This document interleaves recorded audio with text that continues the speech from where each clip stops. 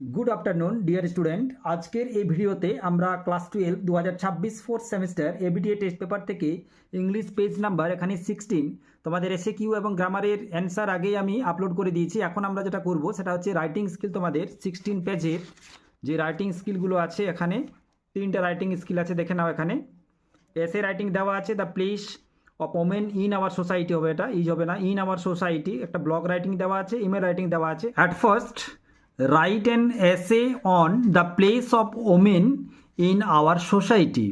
এখানে the place of women in our society, আমাদের সমাজে নারীদের যে অবস্থান সেটা নিয়ে একটা এসে লিখতে হবে। দেখে নাও অ্যান্সারটা। Women hold an important place in our society. আমাদের সমাজে নারীদের একটা বিশেষ বা গুরুত্বপূর্ণ স্থান অধিকার করে আছে। They are not only caretakers of the family, তারা শুধুমাত্র পরিবারের যত্নশীল নন, but also active contributors to national development, বরং জাতীয় উন্নয়নের সক্রিয় তারা কিন্তু অংশীদার, active contributors. In earlier times, প্রাচীন সময়ে women were confined to household duties and denied education and freedom. প্রাচীনকালে নারীরা গৃহকর্মে সীমাবদ্ধ ছিল এবং শিক্ষা এবং স্বাধীনতা থেকে তারা কিন্তু বঞ্চিত ছিল। Denied education and freedom. Next এরপর পেরা চেঞ্জ করে দেখে নাও। But with the spread of education and awareness their position has improved. তাদের কিন্তু শিক্ষা এবং সচেতনতার প্রসারের ফলে তাদের অবস্থার কিন্তু উন্নতি হয়েছে। দেয়ার পজিশন হ্যাজ ইমপ্রুভ, অর্থাৎ তাদের যে পজিশন, স্থান, সেটা কিন্তু আরও উন্নতি হয়েছে। Today women work as teachers, doctors, engineers and administration. আজ নারীরা শিক্ষক, ডাক্তার, প্রকৌশলী ও প্রশাসক হিসাবেও কিন্তু কাজ করে। They play a vital role in shaping the future generation as mothers and educators. তারা মা এবং শিক্ষিকা হিসাবে ভবিষ্যৎ প্রজন্ম গঠনে তাদের ভূমিকা অত্যন্ত গুরুত্বপূর্ণ। However many women still face discrimination, violence and inequality in society. তবুও অনেক নারী আজও কিন্তু বৈষম্য, নির্যাতন এবং অসমতার শিকার। Social evils like dowry, child marriage and unequal works still exist. সমাজের যে সকল পণ প্রথাগুলো আছে, এভিলস লাইক ডাউরি, পণ প্রথা, বাল্যবিবাহ, তার সাথে আছে অসম মজুরির মতো সামাজিক কুপ্রথা এখনও বিদ্যমান আছে। To improve the condition of women, অর্থাৎ নারীদের অবস্থার উন্নতির জন্য equal rights, education and safety must be ensure. তাহলে শিক্ষা অর্থাৎ সমান অধিকার, শিক্ষা ও নিরাপত্তা নিশ্চিত করা উচিত। A society can progress truly only when women are respected and empower. নারীদের সম্মান ও ক্ষমতায়ন ছাড়া সমাজের প্রকৃত উন্নতি সম্ভব নয়। Next, write a blog on importance of mental health beside physical fitness, অর্থাৎ যে শারীরিক সুস্থতার পাশাপাশি মানসিক স্বাস্থ্যের গুরুত্ব। তার ফার্স্ট টাইটেল এখানে লিখতে হবে importance of mental health beside physical fitness, অর্থাৎ শারীরিক সুস্থতার পাশাপাশি মানসিক স্বাস্থ্যের গুরুত্ব।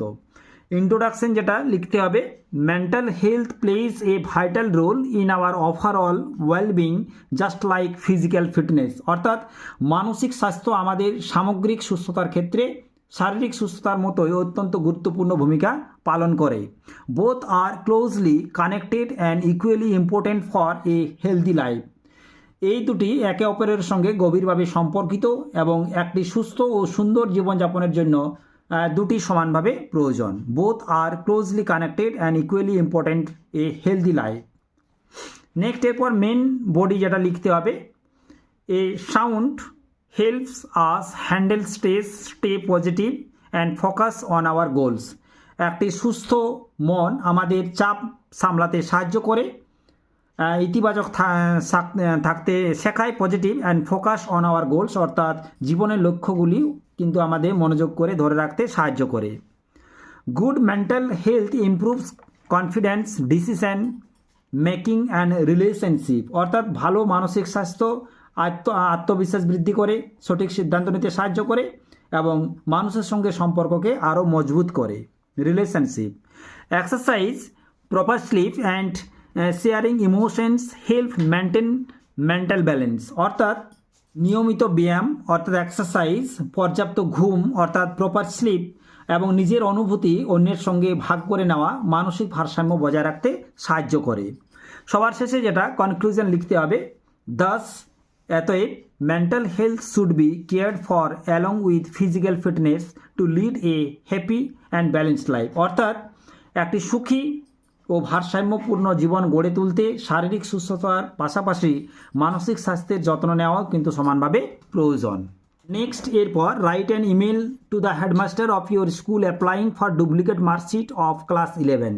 তাহলে সাবজেক্ট এখানে লিখতে হবে application for duplicate, respected sir দিয়ে লিখতে হবে I beg to state that I am a student of class 12 of your esteemed school. সবিনয় নিবেদন এই যে আমি আপনার সম্মানিত বিদ্যালয়ের দ্বাদশ শ্রেণীর একজন ছাত্র বা ছাত্রী। আনফর্চুনেটলি, দুর্ভাগ্যবশত I have lost my class 11 marksheet.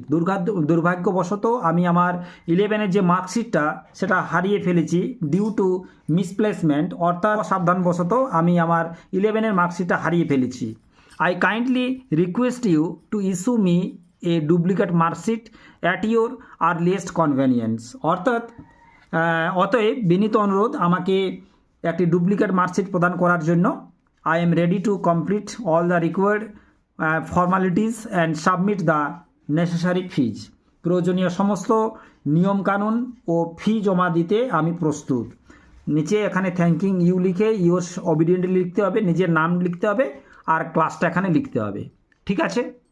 আজকের এই ভিডিওটি যদি ভালো লাগে অবশ্যই লাইক করবে এবং বন্ধুদের সাথে শেয়ার করবে, আর এমন এক্সাম ওরিয়েন্টেড ক্লাস পেতে অবশ্যই চ্যানেলটিকে সাবস্ক্রাইব করে রাখবে।